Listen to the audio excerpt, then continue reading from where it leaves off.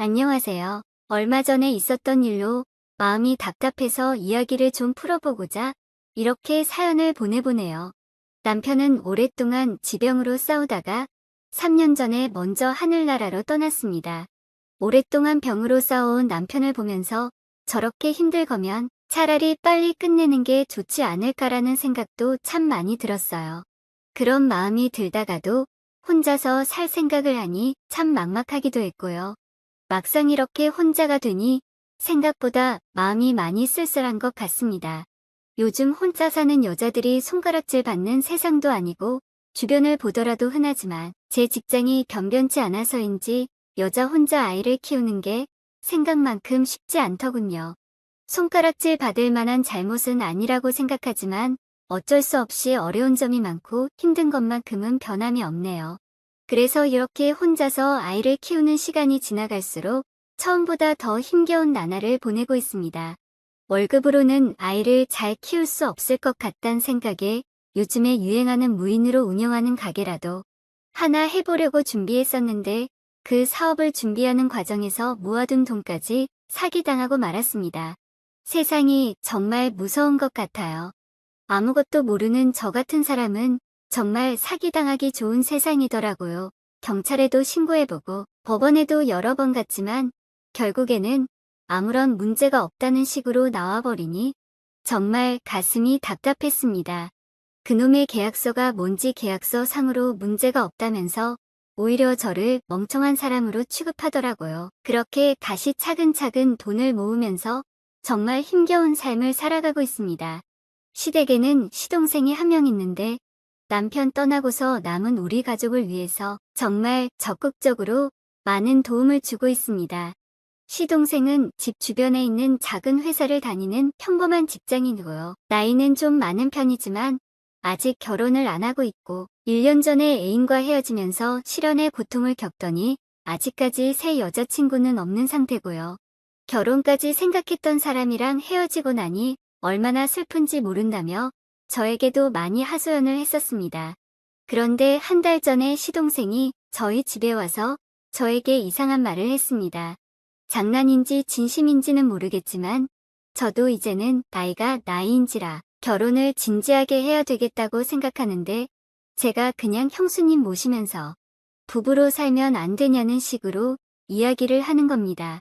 갑자기 이런 말을 하길래 저는 장난치지 말라며 단칼에 말을 잘랐습니다. 어처구니가 없다고 생각했기 때문이에요.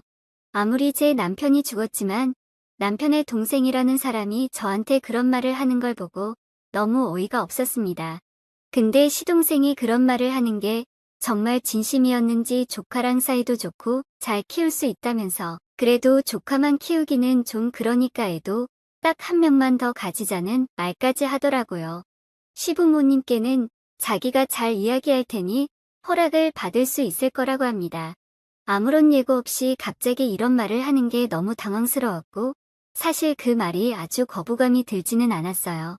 충분히 지금 상황을 보면 그런 부분도 생각할 수 있겠다는 생각이 들기는 하더라고요. 하지만 아무리 그래도 같이 가족으로 생활을 하던 사람이 그런 식으로 말을 하니까 당황스러울 수밖에요.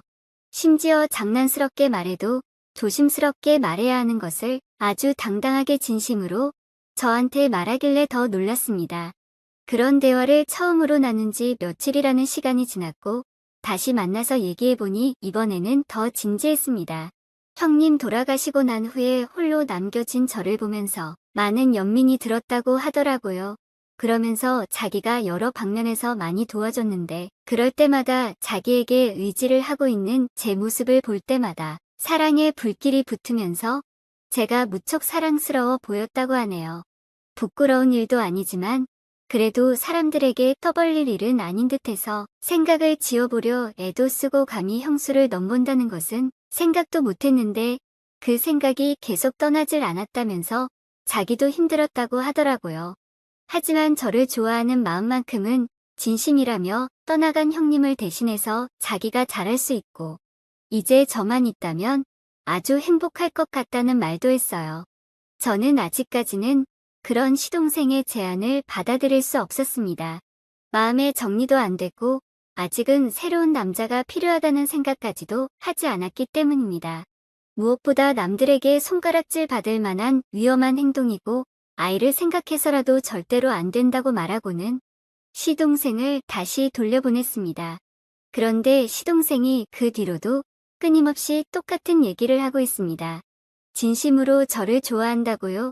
그런 얘기를 계속해서 할 때마다 저 또한 마음이 조금씩 열려갔습니다. 이 나이에 어디서 누구를 만나서 다시 결혼을 할 수 있나 싶으니까 답답한 건 저도 마찬가지였거든요.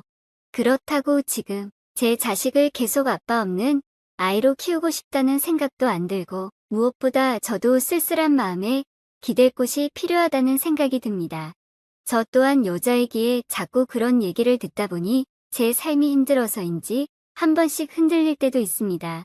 솔직한 제 심정이 그렇더군요. 아무리 사람으로서 옳고 그름을 판단하려고 해도 어쩔 수 없이 마음이 움직이는 게 있잖아요. 그리고 얼마 전 남편 기일에 아이를 데리고 반년 만에 시댁에 갔습니다. 일 끝나고 저녁 늦게 도착해서는 시어머니께서 차려놓은 제사상으로 제사를 지내고 시댁 식구들과 인사를 나누고 자리에 앉아 대화를 시작했습니다. 그동안 잘 지냈냐, 별일 없냐는 등 간단한 안부 인사를 나눴습니다.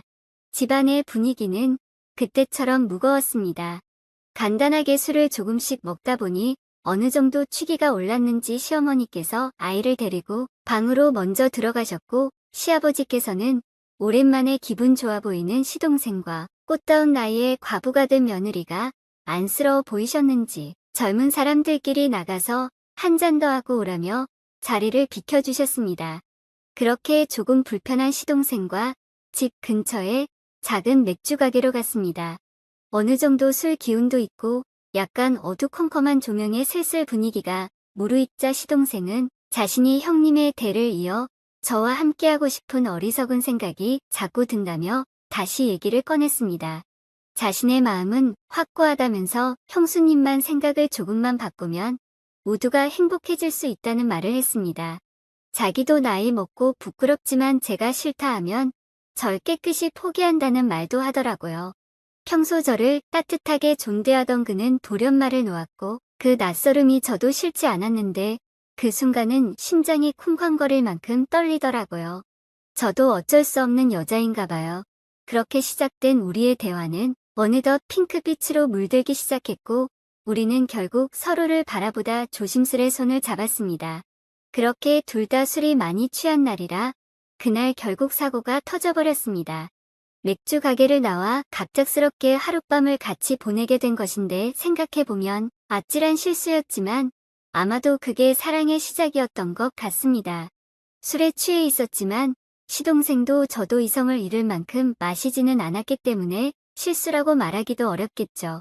그날 밤 시동생과 저는 왠지 모르게 눈물이 나오더군요.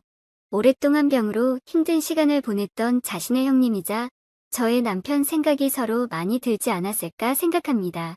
그 시간들이 어찌나 지옥 같던지 지금 생각해보면 이렇게 먼저 하늘나라로 간 게 다행이라는 생각마저 들 정도로 모두가 힘들어했습니다. 그래도 참 좋은 사람이었는데 이렇게 떠나고 나니 아쉬운 마음이 많이 들더라고요. 서로 그런 생각에 잠겨서 한동안 눈물을 흘린 것 같네요.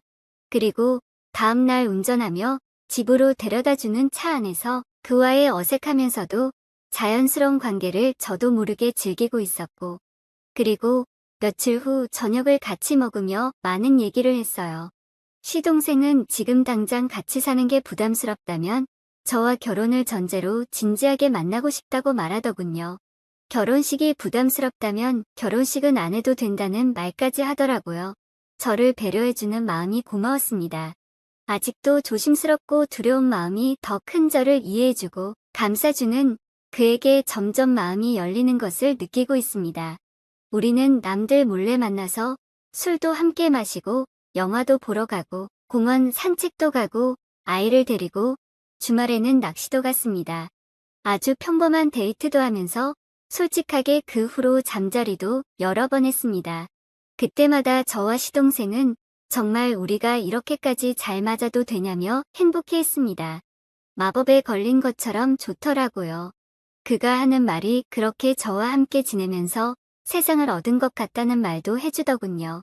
형님이 떠난 빈자리를 이렇게나마 채울 수 있어서 오히려 자신은 행복하다는 말도 했습니다. 그리고 얼마 전 시동생이 반지를 건네며 자신과 결혼해달라고 프러포즈를 했습니다. 저를 진심으로 사랑한다고 말하더라고요. 그는 이상하리만큼 저와의 관계에 대해 신념에 찬 확신이 있어 보였습니다. 제가 그렇게 좋은 사람이 아닌 것 같다는 생각을 가끔씩 하는데 시동생은 저를 전혀 그렇게 보지 않더라고요. 저만 있으면 앞으로의 삶을 별 문제 없이 살 수 있다는 듯이 저를 좋아하고 아껴주는데 왜 그렇게까지 저를 좋아하는지 의문이 듭니다. 그만큼 저도 솔직하게 말하자면 가슴이 벅차고 너무 고마운 마음이 들더군요. 남편과 연애할 때부터 친하게 같이 놀러 다니며 허물없이 지내는 그저 가족이라 생각했는데 근데 아무리 생각해보고 생각해봐도 시동생과 함께 결혼해서 사는 것은 좀 아니라는 생각이 들기도 합니다. 많이 고민이 되네요. 이제 저는 어찌 해야 할까요? 아이를 생각하자면 꼭 새로운 남자를 만나야 할 것 같은데 다른 남자를 만나는 것보다 저를 이렇게나 좋아하는 시동생을 만나는 게 낫다는 생각이 들기도 하고 혼란스럽습니다. 이런 사랑의 감정이 죄일까요? 작은 빌라에 조카랑 둘이 살면서 불편하지는 않는지, 전기가 나가지 않았는지, 여자 혼자 산다고 사람들이 함부로 대하지는 않는지, 시동생은 참으로 자상하게 살뜰히 저희를 챙겨주었습니다. 어쩔 때는 남편보다 훨씬 낫다는 생각이 들기도 했어요. 제 남편은 참 좋은 사람이었지만 이렇게 다정한 사람은 아니었거든요. 그래서 더 시동생의 행동이 사랑스럽게 보이고 고맙게 느껴집니다. 한 번씩은 저보다 먼저 퇴근하고 저희 집과 회사도 가깝고 하니 저보다도 먼저 도착해서는 아이를 챙겨주면서 이것저것 합니다. 어느 날은 청소기를 다 돌려놓고 어느 날은 빨래를 해놓고 어느 날은 욕실 청소를 해놓고 음식만 할 줄 몰라서 안 하는데 요즘은 아이가 끝나는 시간 맞춰 데리고 오는 것도 도맡아서 합니다. 그러다가 퇴근하고 들어서는 저를 보며 씩 웃고는 아이랑 놀아주며 텔레비전을 봅니다. 아무리 상상해보지 않으려 해도 그와의 결혼 생활은 그의 이런저런 아기자기한 배려들로 늘 안락하고 따뜻할 것만 같은 생각 때문에 오히려 더 우울해지는 것 같네요. 솔직히 말하자면 많이 흔들리고 마음의 결정을 내려버린 것 같습니다. 이런 상황에 놓이게 한 남편도 좀 미워졌습니다. 남편은 없는 살림이었지만 몸 하나는 건강하다며 저와 우리 가족만큼은 꼭 행복하게 해준다며 걱정하지 말라고 늘 입버릇처럼 말하던 사람이었거든요.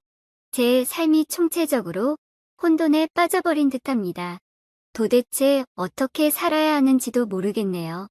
처음엔 지나가는 바람이고 내 욕망이다 싶어 마음을 닫으려고만 했었습니다. 드라마에서도 안 나올 것 같은 막장 이야기라고 생각했고 무엇보다 시동생을 남자로 볼 수 없다고 생각했어요. 무엇보다 아이가 눈에 더 밟혔고 엄마로서 부끄러운 짓이라 생각이 되기도 했거든요. 아이의 아빠가 아닌 다른 남자를 마음에 품었다는 것 자체가 죄책감이 많이 들었고 그것도 아이 아빠의 친동생과의 관계를 나중에 아이가 어떻게 받아들여줄지 벌써부터 머릿속이 하얘지기만 했지만 이상하리만큼 심장은 두근거려 오고 있음을 느낍니다. 피하려고 하면 할수록 마음은 더욱 요동치고 지금 이 관계의 끝이 어딜지 결과가 무엇일지 모르지만 지금은 한번 끝까지 가보고 싶은 마음이 더 강하게 들고 있는 것 같아요. 이제는 이렇게 절망 속에만 있지 않으려고 합니다. 이 절망 속에서 나오고 싶습니다. 남들은 바람도 잘 피우고 살던데 저라고 그런 연애하지 말란 법 있나요? 아이와 남편에 대한 죄책감 때문에 고민이 됐지만 그를 만나면 자꾸 행복해집니다. 치밀어 오르는 감정을 주체하기 쉽지 않고 지금 제 마음이 많이 복잡합니다. 안 좋은 말이라도 귀담아 듣겠습니다. 의견 주시면 진심으로 감사하겠습니다. 오늘의 사연은 여기까지입니다. 구독과 좋아요는 사랑입니다.